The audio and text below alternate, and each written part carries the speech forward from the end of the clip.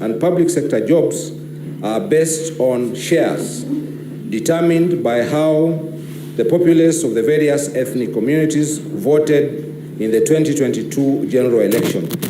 Specifically, he stated as follows, quote, "A government is like a company. There is shareholding.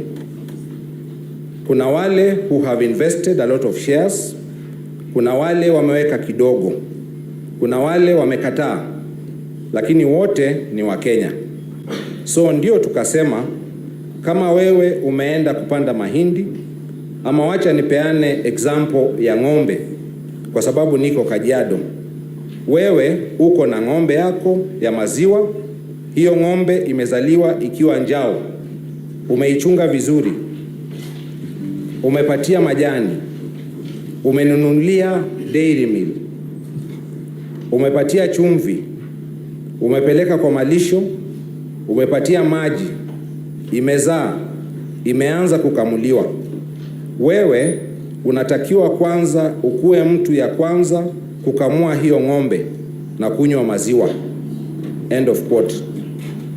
His Excellency Rigathi Gachagua emphasized the divisive and insightful narrative embodied in the above utterances as follows, quote, "Haiwezekani mtu ambaye alikuwa anakupigia kelele ukichunga hii ng'ombe na kusema hii ng'ombe ni ile ya kienyeji, hakuna haja ya kushughulika naye. Hii ng'ombe ni bure, haiwezi kutoa maziwa. Hii ng'ombe hata ikipona jicho moja, wachana nayo, unapoteza wakati. Saa ile ng'ombe imezaa, imetoa maziwa, amekuja na kikombe, amekuja na sufuria, anataka atolewe maziwa. Mimi nikasema hiyo haiwezekani. Nikasema yule mwenye hii ng'ombe na kuichunga na kuitunza, kwanza akamue maziwa, yeye na watoto wake wakunywe. Ile itabaki aitie majirani. Hata yule alikuwa anapiga kelele akisema hii ng'ombe ni bure na haiwezekani, kama kunayo imebaki pia apewe. Kama hakuna imebaki atembee. Si namna hiyo?" End of quote.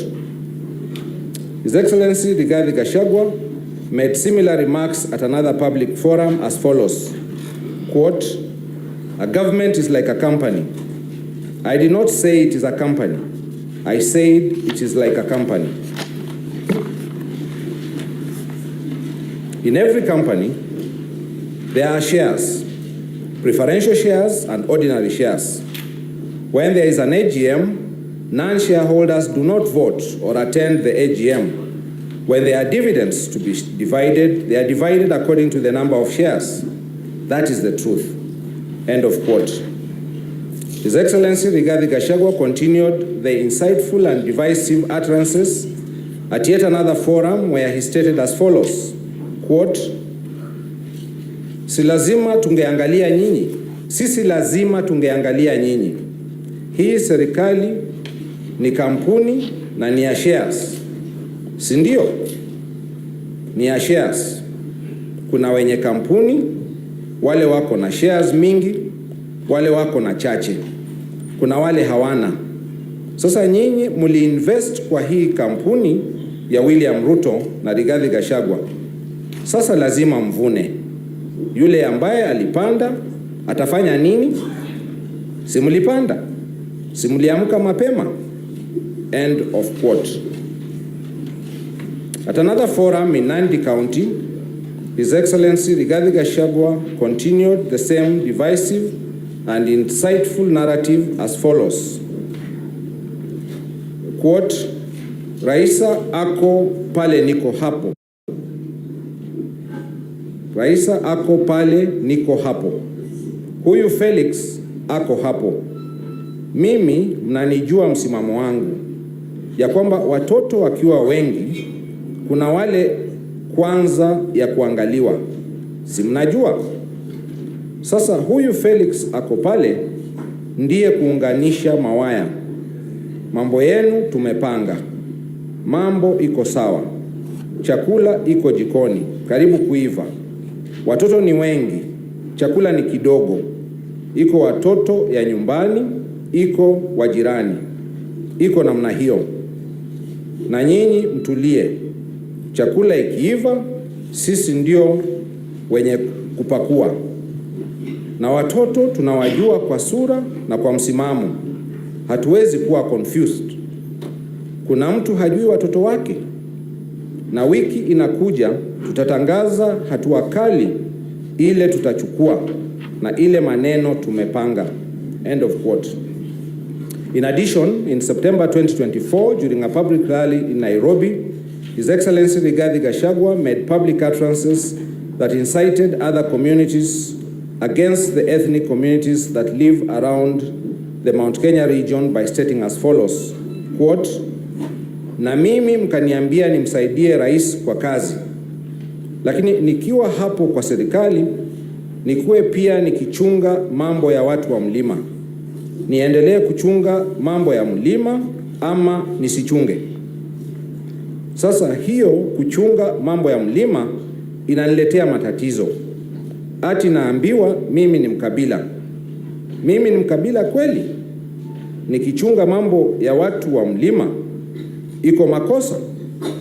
Iko makosa? End of quote. His Excellency Rigathi Gachagua's utterances throughout the past 2 years undermine the promotion of national unity in the context of Kenyan society's multi-ethnic demography. Clerk, just pause for a bit. Honorable Senators, just put your phones on silence. Please, proceed, Clerk. Repeat. His Excellency Rigathi Gachagua's utterances throughout the past 2 years undermine the promotion of national unity in the context of Kenyan society's multi-ethnic demography and multicultural diversity. In addition, they have the potential to alienate, isolate, and create disharmony among the various ethnic communities of Kenya. In summary, His Excellency Rigathi Gachagua's above-mentioned utterances over the last 2 years are impeachable offenses to the extent that they grossly violate Articles 10, 2A, B, and C, 27.4, 73.1A and 2B, 75.1C, and 129.2 of the Constitution, and Article 147.1 as read with Article 131.2C and D of the Constitution.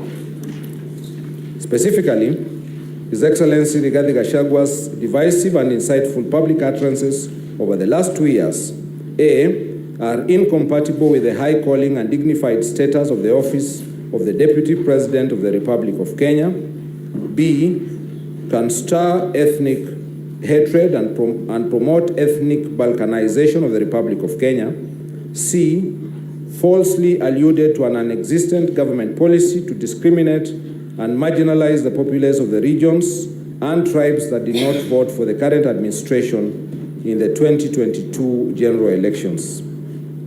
Your Excellency Rigathi Gachagua, how do you plead to ground 1, guilty or not guilty? Not guilty. Ground 2, gross violation of Articles 147.1 and 152.1 of the Constitution.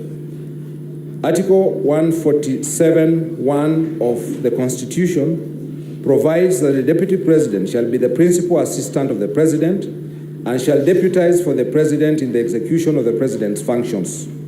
In addition, Article 152.1 of the Constitution states that the Deputy President is a member of the Cabinet. On various dates throughout the last 2 years, His Excellency Rigathi Gachagua undermined the President and the Cabinet and the effective discharge of the national government's executive mandate by making unilateral public statements that were inconsistent with policy positions collectively adopted by the government. To illustrate, A, on or around 30th April 2024, the Cabinet passed a resolution for the evacuation of people residing along the Nairobi River.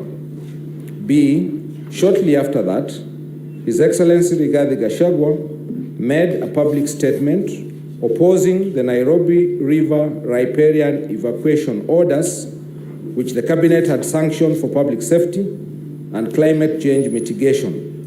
His Excellency Rigathi Gachagua made contradictory public statements despite being a member of the cabinet and being assigned the function of superintending the Nairobi River riparian evacuation order. In addition, His Excellency Rigathi Gachagua has on several occasions throughout the last 2 years made public statements contradicting the President on critical matters of governance and the exercise of the President's functions as a symbol of national unity. To illustrate, in March 2023, at a public forum in the Nyanza region, the President said Kenya belongs to all, notwithstanding how people voted in the 2022 general elections, and that he would ensure the government does not discriminate against anyone. However, His Excellency Rigathi Gachagua, speaking after the President at another public forum, contradicted him by saying that Kenya is a company in which the provision of government services is based on shares. B. His Excellency Rigathi Gachagua has made numerous other utterances at public forums where he publicly restates the divisive narrative that Kenya is a company in which the rights of citizens are based on shares determined by how various ethnic communities voted in the 2022 general elections. His Excellency Rigathi Gachagua's unilateral, divisive, and insightful public statements are impeachable offenses to the extent that A. They undermine the effective discharge of the national government's executive mandate. B. They violate the doctrine of collective responsibility. C. They are equivalent to insubordination of the President, which is incompatible with his constitutional status as the principal assistant to the President of the Republic of Kenya. Your Excellency Rigathi Gachagua, how do you plead to ground 2, guilty or not guilty? Not guilty. Ground 3, gross violation of Articles 6(2), 10(2)(a), 174, 186(1), 189(1), and the 4th schedule to the Constitution, that is, undermining devolution. Article 10(2)(a) of the Constitution provides that devolution is a fundamental national value and principle of governance. In addition, Article 6(2) of the Constitution provides that governments at the county and national levels are distinct and interdependent and shall conduct their mutual relations based on consultation and cooperation. These provisions are supplemented by Article 189(1) of the Constitution, which provides that governments at each level shall perform and exercise their powers in a manner that respects the functional and institutional integrity of government at the other level. Under paragraph 7A of Part 2 of the 4th schedule to the Constitution, county governments are responsible for trade development and markets as an exclusive function. Moreover, the Deputy President chairs the Intergovernmental Budget and Economic Council, an essential organ for consultation between the two levels of government. On or around 20th September 2024, His Excellency Rigathi Gachagua, recklessly, unmindful of the high calling and dignified status of the office of the Deputy President of the Republic, unlawfully interfered with the running of Nairobi City County government by holding a public rally in which he incited citizens against lawful directives of the Nairobi City County government on the planning and relocation of markets. Further, His Excellency Rigathi Gachagua publicly disparaged the leadership of the Nairobi City County government and its decisions. Moreover, His Excellency Rigathi Gachagua has interfered with the proper discharge of county government's constitutional functions regarding alcohol control and regulation. His Excellency Rigathi Gachagua's insightful and demeaning public statements and conduct are impeachable offenses to the extent that A. They undermine devolution, B. They undercut the functional and institutional integrity of county governments, C. They unjustifiably vilify and ridicule the leadership of county governments, especially the Nairobi City County government. Consequently, His Excellency Rigathi Gachagua has grossly violated Article 6(2). Clerk, just a minute. I realize what you're reading is fairly long. His Excellency the Deputy President, if you may will, you may sit, and when taking the plea, you may stand. No, Mr. Speaker, let me stand. You may proceed, Clerk. I repeat, consequently, His Excellency Rigathi Gachagua has grossly violated Articles 6.2, 10.2a, 174, 186.1 and 189.1 of the Constitution, as read with the fourth schedule to the Constitution. Your Excellency Rigathi Gachagua, how do you plead to ground 3, guilty or not guilty? Not guilty. Ground 4, gross violation of Article 161 of the Constitution, that is, undermining the institutional and decisional independence of judges. Article 161 of the Constitution provides that the judiciary shall be subject only to this Constitution and the law, and shall not be subject to the control or direction of any person or authority. Many international law instruments, treaties, and principles require the guarantee of the judiciary's independence and require all government officers and institutions to respect and observe it. In 2023, His Excellency Rigathi Gachagua, recklessly, unmindful of the high calling and dignified status of the office of the Deputy President of the Republic of Kenya, and the need to respect, protect, and uphold the independence of the judiciary, made a scathing public attack against the Honorable Lady Justice Esther Maina, Judge of the High Court of Kenya, and falsely threatened to file a petition for the removal of the said judge in gross violation of Article 165 of the Constitution. The Honorable Judge had presided over a case in which His Excellency Rigathi Gachagua was a party and had, in the lawful performance of her judicial function, ordered His Excellency Rigathi Gachagua to forfeit to the state the sum of Kenya shillings 200 million, which she had found to be proceeds of corruption and money laundering. His Excellency Rigathi Gachagua's public attacks against the judge are impeachable offenses to the extent that they undermine the functional and decisional independence of judges. Your Excellency Rigathi Gachagua, how do you plead to ground 4, guilty or not guilty? Not guilty. Ground 5, gross violation of Articles 3.1 and 148.5a of the Constitution, that is, breach of the oaths of office and allegiance.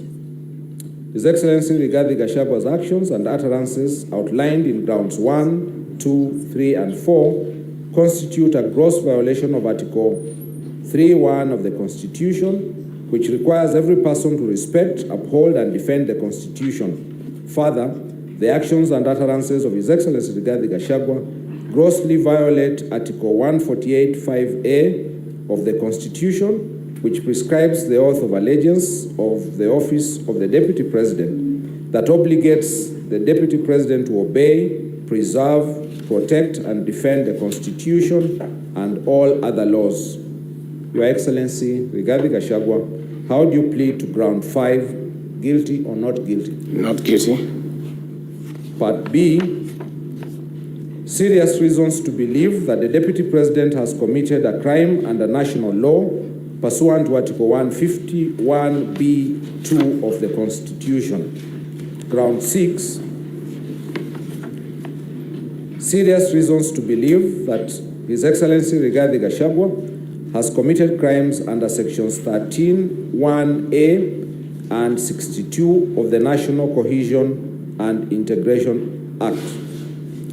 Section 13 of the National Cohesion and Integration Act provides that it is an offense for any person to use threatening, abusive, or insulting words or behavior where the person intends to stir up feelings of ethnic contempt, hatred, hostility, violence, or discrimination. The section also makes it an offense to use such words or engage in such behavior when, having regard to all the circumstances, ethnic hatred is likely to be stirred up. Besides, Section 62 of the National Cohesion and Integration Act states that a person commits an offense when the person makes statements that are intended or are likely to stir up feelings of ethnic contempt, hatred, hostility, violence, or discrimination. His Excellency Rigathi Gachagua's persistent, inflammatory, reckless, insightful public utterances over the last 2 years, the details of which are set out in grounds 1, 2, 3, and 4, establish serious reasons to believe that he has committed crimes under Section 13(1) and 62 of the National Cohesion and Integration Act. Your Excellency Rigathi Gachagua, how do you plead to ground 6, guilty or not guilty? Not guilty. Ground 7, serious reasons to believe that His Excellency Rigathi Gachagua has committed crimes under Sections 45(1), 46, 47A, 3, and 48(1) of the Anti-Corruption and Economic Crimes Act, and Sections 2, 3, 4, and 7 of the Proceeds of Crime and Anti-Money Laundering Act. For the past 2 years, His Excellency Rigathi Gachagua has inexplicably amassed a humongous property portfolio estimated at Kenya shillings 5.2 billion, primarily from proceeds of corruption and money laundering. The value of the property and wealth that His Excellency Rigathi Gachagua has acquired over the last 2 years is incompatible with his non-legitimate income, that is Kenya shillings 12 million per annum or thereabouts. His Excellency Rigathi Gachagua has acquired the above-mentioned property and wealth using his 2 sons, Kevin Rigathi Gachagua, that is Kevin Gachagua, and Keith Ikinu Rigathi, that is Keith Ikinu, and other close family members and associates as proxies. His Excellency Rigathi Gachagua and his proxies, especially the 2 sons, have used the following companies to massively launder money, conceal proceeds of crime, corruption, and benefit from influence peddling. Number 1, Spiritway Limited, PVT-Y2ULDMKY, date of incorporation 14th of September 2023, shareholders Dorcas Wanjiko Rigathi, who is director, stroke shareholder, stroke beneficial owner with 100 shares. 2, Fortis Viz Group Limited, PVT-MKUMAKEE, date of incorporation 14th of February 2023, shareholders Kevin Rigathi Gachagua with 50 shares, and Keith Ikinu Rigathi, 50 shares.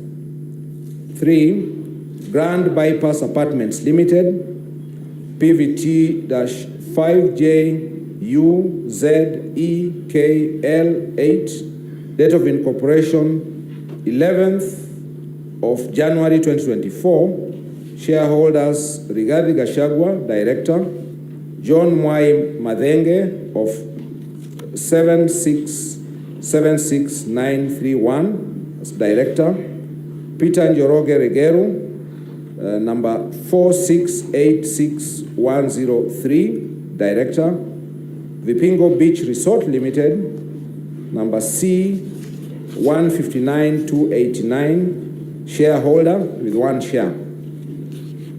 4, Kuruwitu Properties Limited, PVT-EYUBKG83, date of incorporation 26th of April 2023, shareholders Vipingo Beach Resort Limited, number C159289, as shareholder with 1,000 shares, and John Mwai Madenge.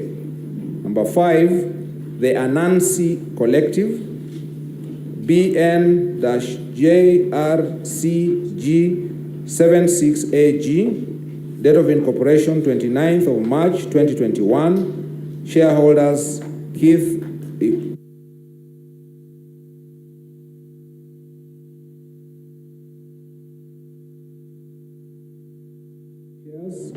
Dorcas Wanjiko Rigathi, 200 shares. 7, Calvary Creed International Limited, number CPR/2015/186154, date of incorporation 16th of April 2015, Shareholders, Rigathi Gachagua with 50 shares. Dorcas Wanjiko Rigathi, 950 shares. 8. Cosmia Venture Limited, number PVT-Q7ULE6Z, date of incorporation 26th of February 2018. Shareholders, Herman Zoita Maina, 200 shares. James Mwangi Kagodho, 50 shares. Kevin Rigathi Gachagua, 250 shares. Keith Ikinu Rigathi, 50 shares.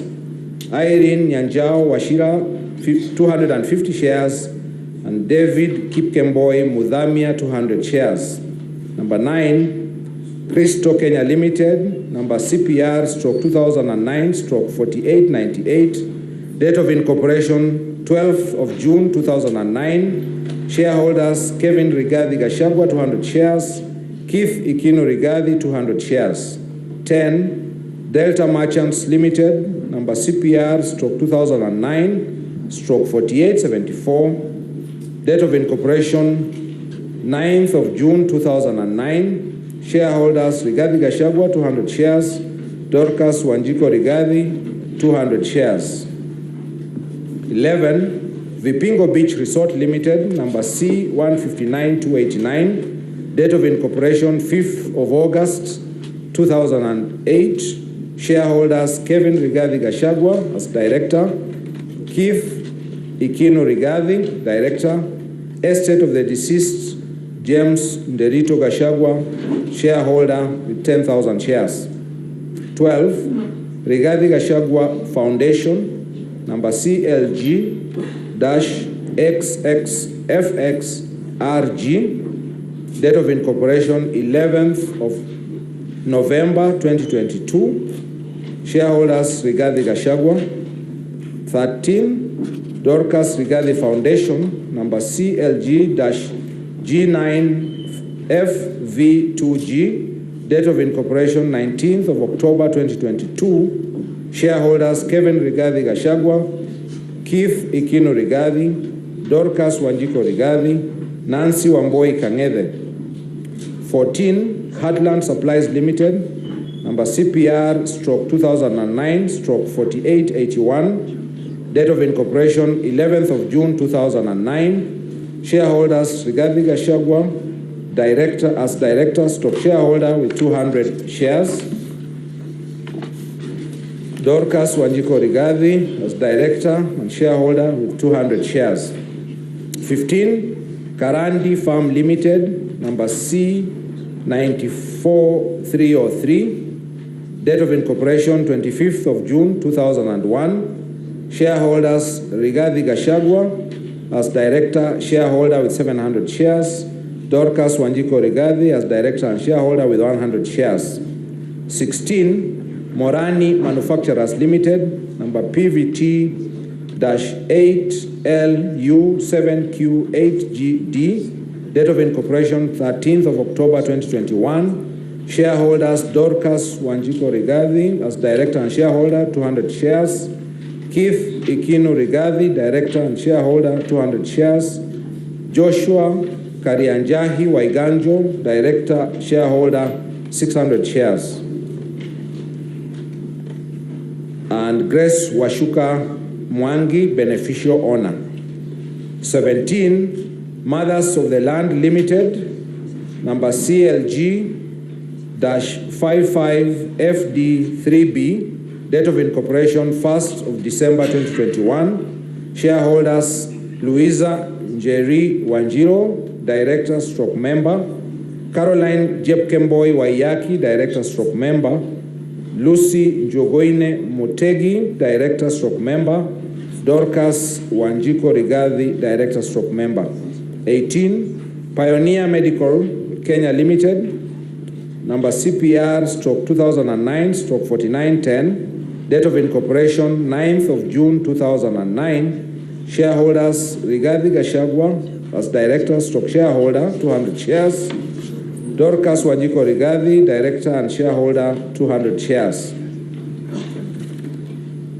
19, Rider Furniture Mart Limited, number C-141-876, date of incorporation 18th of July 2007.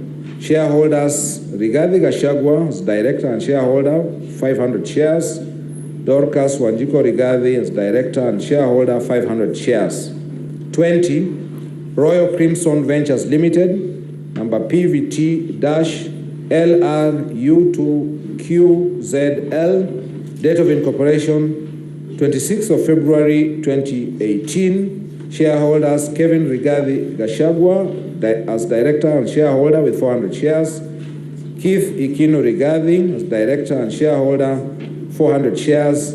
And Peter Kangagi Githaiga as director and shareholder, 200 shares. 21. Technical Supplies and Services Limited, Kenya Limited, date of incorporation 6th of June 2009. Shareholders: Rigathi Gachagua as director, shareholder with 400 shares.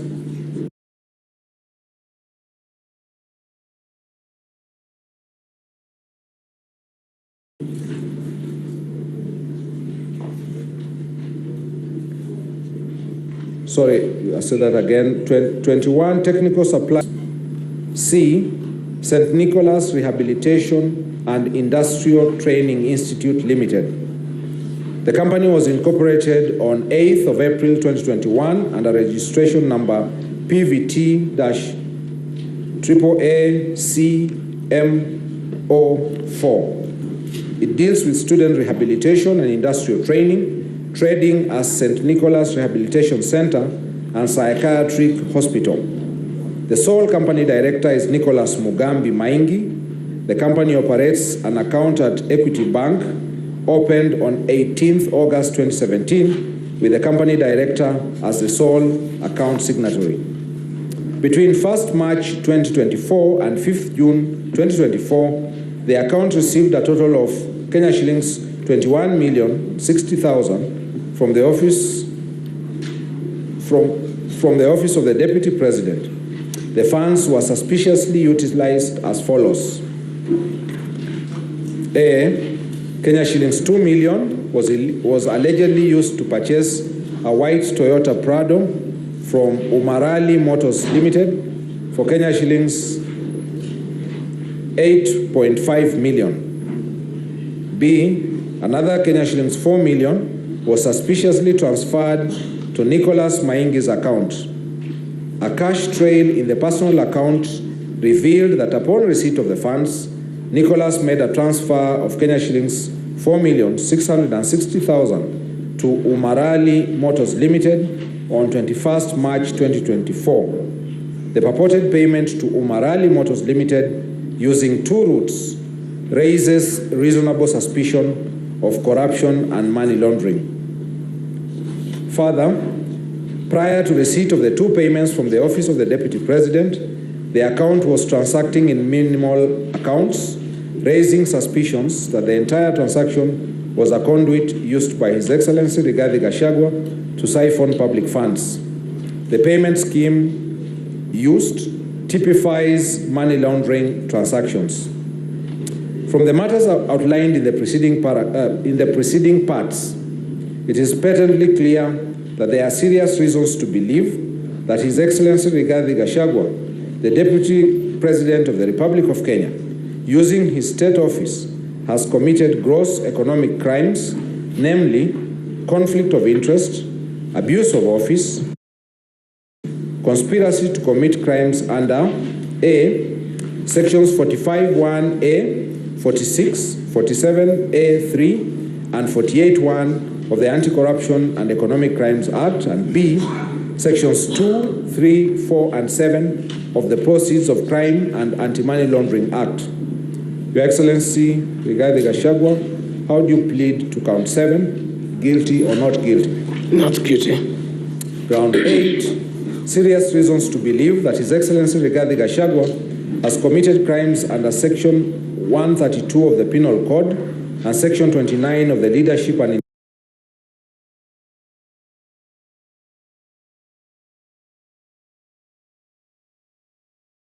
Integrity Act. His Excellency Rigathi Gachagua has continuously misled members of the public through false, malicious, divisive, and insightful remarks that are contrary to the provisions of Section 132 of the Penal Code and Section 29 of the Leadership and Integrity Act.